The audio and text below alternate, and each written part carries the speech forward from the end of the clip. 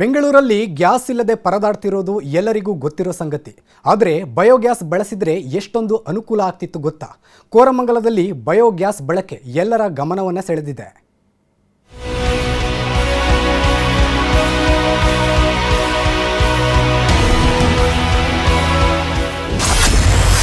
Biogas ಬಳಸಿದ್ರೆ tension ಬೇಕಿಲ್ಲ. ಕೋರಮಂಗಲದ empire ಮಾದರಿ ಉದ್ದಿಮೆ. ಮಧ್ಯಪ್ರಾಚ್ಯದಲ್ಲಿ ಯುದ್ಧ ನಡೆಯುತ್ತಿರೋದ್ರಿಂದ ಗ್ಯಾಸ್ ಸಿಗ್ತಿಲ್ಲ. ಹೀಗಾಗಿ ಕಮರ್ಷಿಯಲ್ ಗ್ಯಾಸ್ ಪೂರೈಕೆ ಸ್ಥಗಿತವಾಗಿದೆ. ಆದರೆ ಬೆಂಗಳೂರು ದಕ್ಷಿಣ ನಗರ ಪಾಲಿಕೆ ವ್ಯಾಪ್ತಿಯ ಕೋರಮಂಗಲದಲ್ಲಿ ಬಯೋಗ್ಯಾಸ್ ಪ್ಲಾಂಟ್ ಇದೆ. ಇದರಲ್ಲಿ ಬಯೋಗ್ಯಾಸ್ ಪಡೆದುಕೊಂಡು ತರಹೇವಾರಿ ಐಟಂ ತಯಾರು ಮಾಡಿ ಎಂಪೈರ್ ಸಂಸ್ಥೆ ಸ್ವಾವಲಂಬಿ ಆಗಿದೆ. ಮನೆಯಿಂದ ಸಪ್ಲೈ ಇಲ್ಲ. ಆಲ್ಟರ್ನೇಟಿವ್ ಸೊಲ್ಯೂಷನ್ ಅಂದರೆ ನಮ್ಮ ಕೋರಮಂಗಲ ಹೋಟ್ಲದಲ್ಲಿ ಬಯೋಗ್ಯಾಸ್ ಇದು ಪರಿಸ್ಥಿತಿ ಇದೆ. ಯಾಕೆಂದರೆ ಪಕ್ಕದಲ್ಲಿ ನಮ್ಮ ಸಾಲಿಡ್ ವೇಸ್ಟ್ ಮ್ಯಾನೇಜ್ಮೆಂಟ್ ಪ್ಲಾಂಟ್ ಇದೆಯಲ್ಲ, ಅಲ್ಲಿಂದ ಒಂದು ಡೈರೆಕ್ಟ್ ಲೈನ್ ಇಟ್ಬಿಟ್ಟು ನಮಗೆ ಅವ್ರಿಗೆ ಅಲ್ಲಿಂದ we are able to cover most of our cooking. Koramangala ಭಾಗದಲ್ಲಿ ಸುಮಾರು 8.5 ಟನ್ ಹಸಿ ಕಸವನ್ನ ಲಿಕ್ವಿಡ್ ಫಾರ್ಮ್ಗೆ ಕನ್ವರ್ಟ್ ಮಾಡಿ ಅದನ್ನ ಡೈಜೆಸ್ಟರ್ ಮೂಲಕ ಗ್ಯಾಸ್ ತಯಾರಿಸಲಾಗುತ್ತೆ. ಆ ಬಳಿಕ ಬಲೂನ್ಗಳಲ್ಲಿ ಗ್ಯಾಸ್ ಸ್ಟೋರ್ ಮಾಡಿಕೊಳ್ತಾರೆ. ಆದರೆ 3 ರೀತಿಯ ಗ್ಯಾಸ್ ಉತ್ಪಾದನೆ ಆಗಿರುತ್ತದೆ.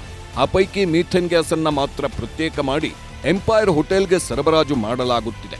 ಇದೇ ಬಯೋಗ್ಯಾಸ್ ಬಳಸಿಕೊಂಡು ಬೆಂಗಳೂರಿನ ಹಲವು ಎಂಪೈರ್ ಹೋಟೆಲ್ ರನ್ ಆಗ್ತಿದೆ. ಎಂಪೈರ್ ಇಂದ ಏನು ಮಾಡ್ತಾ ಇದೀವಿ ಅಂದರೆ, ಮೊದಲನೇ ನಾವು ಸ್ಟೆಪ್ ತಗೊಂಡದ್ದು ಈ ಗ್ಯಾಸು ಅತಿಯಾಗಿ ಉಪಯೋಗಿಸ್ತಾ ಇರುವಂಥ ಕೆಲವು ಐಟಮ್ಗಳನ್ನು ಮೆನುವಿಂದ ಕಟ್ ಮಾಡಿದ್ದೀವಿ. ಎರಡನೇದಾಗಿ ನಾವು ಈಗ ಕೋರಮಂಗಲದಲ್ಲಿ ನಮಗೆ ಒಂದು ಬಯೋಗ್ಯಾಸ್ ಮುಖಾಂತರ ಕೋರಮಂಗಲಕ್ಕೆ ಸಿಗೋದ್ರಿಂದ ಕೋರಮಂಗಲದಲ್ಲಿ ಯಾವುದೇ ಐಟಮನ್ನು ಟ್ರಿಮ್ ಮಾಡದೆ ಮ್ಯಾಕ್ಸಿಮಮ್ ನಾವು ಕಸ್ಟಮರ್ಗೆ ಫುಡ್ಡನ್ನು ಕೊಡುವಂಥ ಒಂದು ವ್ಯವಸ್ಥೆಯನ್ನು ನಾವು ಮಾಡಿಕೊಂಡಿದ್ದೇವೆ. ಮೆನುವನ್ನು ಟ್ರಿಮ್ ಮಾಡಿ ಗ್ರಾಹಕರಿಗೆ ತಲುಪುವಂಥ ಎಲ್ಲ ವ್ಯವಸ್ಥೆಯನ್ನು ನಾವು ನಮ್ಮ ಎಲ್ಲ ಬ್ರಾಂಚ್ಗಳಲ್ಲಿ ಮಾಡಿಕೊಂಡಿದ್ದೇವೆ.